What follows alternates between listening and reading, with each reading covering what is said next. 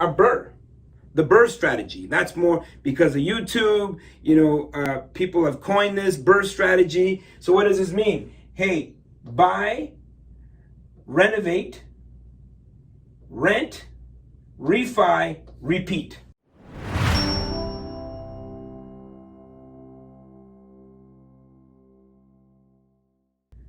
All right, so what do we want to talk about today? What do we want to talk about today? We want to talk about the refi. The refi. A lot of people tend to get a little bit impatient. A lot of people ask questions like, man, this cash flow, 5 on 5, like 5% cash on cash, 5%, they invest 100K, right? And then they say, okay, 5%, what's the return?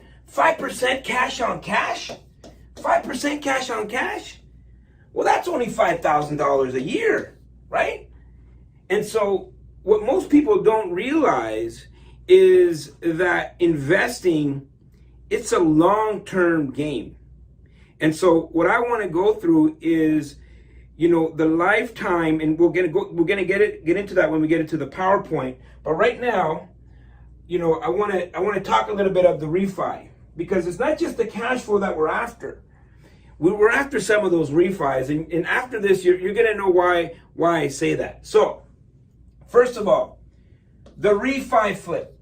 So you might have heard me refer in multiple different videos to the refi flip.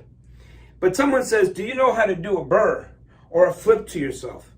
These are all the same thing, my friends. So when 20 years ago, when I started in real estate, 20 plus years ago, we called it a refi flip, because essentially you're flipping it, but you're flipping it back to yourself. You are not selling it as a flip. So at some point you add value where you can flip the deal. But in this case, you're refining it. So we called it a refi flip. Now, some people call it a BRRRR, the BRRRR strategy. That's more because of YouTube. People have coined this BRRRR strategy. So what does this mean? Hey, buy, renovate, rent, refi, repeat. Buy, renovate. Now, why do I like the refi flip? Because the refi flip, when you buy, you renovate, that's the misleading part, because you don't always have to renovate to increase value, especially with commercial properties. So we're talking about the refi, and we're talking about the history of these names, right? So some people call it the refi flip, some people call it a BRRRR. The BRRRR it's a coin name, buy, renovate, rent, refinance, and repeat. The only thing is, hey, you don't always have to renovate. So you could do without an R, right? In some areas they call it a flip to yourself. So essentially you are flipping it back to yourself, right? What better person to buy that property from you than yourself? So we're talking about the refi. Essentially, we're talking about the history of the refi flip and the different names. So now this is as of 2018, you started to hear BRRRR, the BRRRR strategy. Essentially, some people call it a flip to yourself. So it's a refinance, but it's like you're almost benefiting from the profits right away. The proper term, I would say, it's actually a debt restructure, right? So you have current debt on the property. You're just restructuring the debt so you have more debt. Essentially, it gives you the ability to reuse the same down payment multiple times. So you can start with a property right now. You put in that $100,000 that we talked about, right?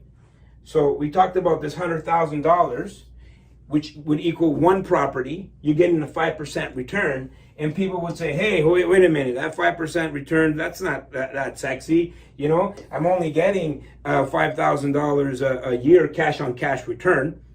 But if you can continue to use that money, pull it out and use it multiple times on multiple different properties, now that becomes interesting. So you get to reuse the same down payment multiple times. So one property can give you 8, 9, 10, 11, 12 different properties. It does help you because when you refinance, because it is a debt structure, a debt restructure, it's not really like you were selling the property. So if you sold the property, if you actually flipped the property, this would be considered to be a taxable event. But you are not selling the property. You are still, the property has still not changed hands.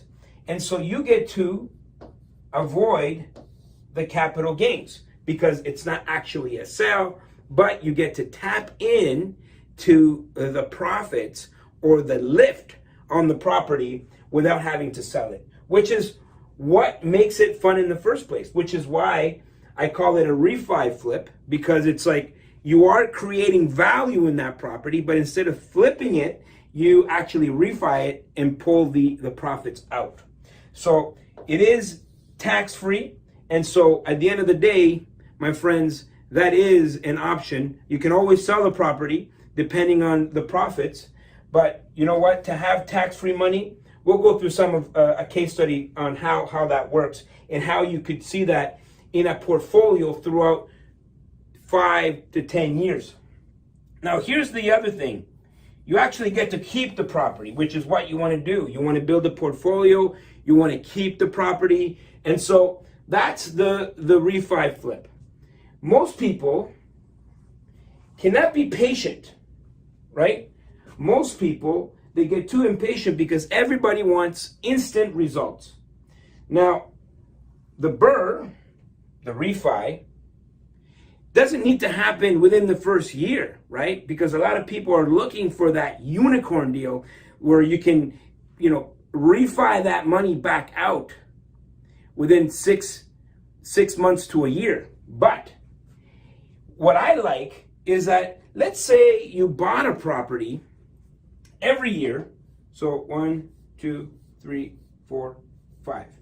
You bought a property every year. So this is year 1, 2, 3, 4, 5. Every year you bought a property. Let's say it was $1 million property. So every year you bought $1 million property. Now, it would be tough because essentially at the very beginning of this investment, you're the cash flow, it may not be a strong cash flowing property. You may only see 4 to 5% cash on cash.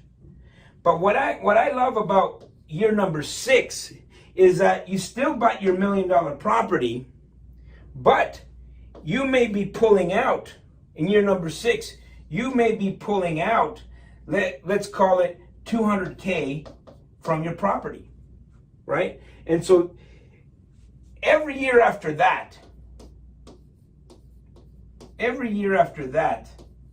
we'll call this 10. Every year after that, not only are you continuing to buy, let's say $1 million property, but every year after that, you're pulling out $200K, right? Now, what I love is year number 11. If we go like this, so we got 11, 12, 13, 14, and 15. Year number 11, you're going back to year number, the property you bought in year number 1, and you're pulling out another 200,000. But you're also going back to the deal that you bought in year number 6. So now you bought yourself another $1 million deal, but you're pulling out another 200K, another 200K, and then this keeps going. I'm on year 20. I'm on year 20 of doing this. What I'm going to show you in just a moment, I'm going to show you a case study of what this looks like over time, in real time. So you can see multiple different refis on properties. But this is something that people can't wait for. You see, the the year number 11, if you do this every single year, I mean, let's say you're pulling out 2, 3, 4, 500,000. Now, the properties that you're buying does make a difference. For example, if you're buying small properties, well, when you're doing all your refis all the way up in year number 10 or beyond, you know, yeah, you're pulling a little 40, you're pulling a little 50, you're pulling a little 100,000.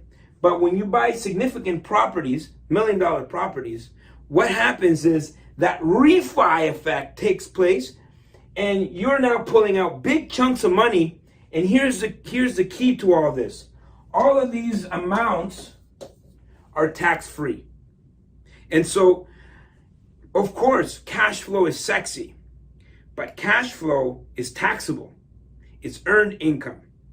And so I'm more focused on the potential of the deal, because once I get into a situation when I have multiple properties refining in the same year, that becomes extremely interesting. So I'm going to stop this recording.